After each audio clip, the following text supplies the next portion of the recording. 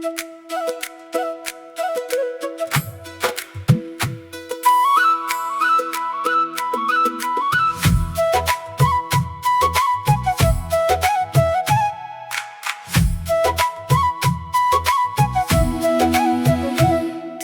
लहंगा के रंग माया बरसाए, देखत देखत मोर जिया मुस्काए।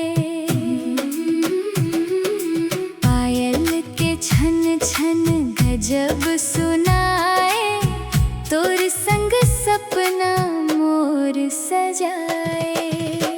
तोर लहंगा झनक झनक बाजे रे, मोर दिल ला धीरे धीरे राजे रे। नैना के बाती मन ला भाए, तोर माया मम मोर मन खो जाए।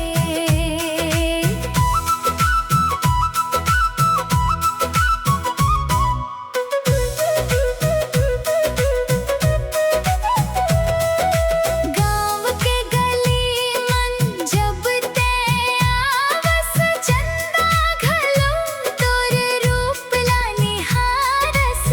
गजरा के खुशबू हवा मन समाए, तोर हंसी मोला पागल बनाए।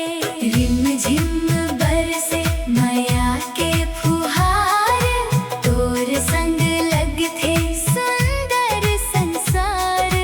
हाथ मन हाथ धर सपना सजावो, जन्म जन्म तक संग निभावो।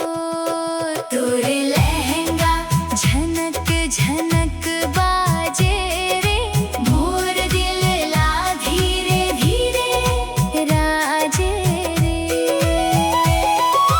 नैना के बाती मन ला भाए, तोर माया मम मोर मन खो जाए।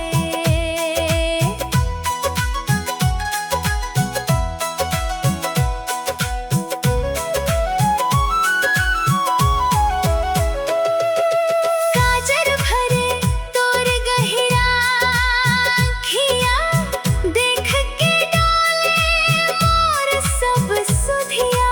ओढ़नी के छाँव में जादू समाए, तोर बिना अब कुछो नहीं भाए।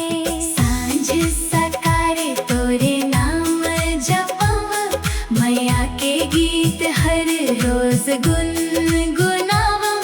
तोर संग लिखबो किस्मत के कहानी, ते मोर रानी मैं तोर दीवानी। तोर लहंगा के रंग माया बरसा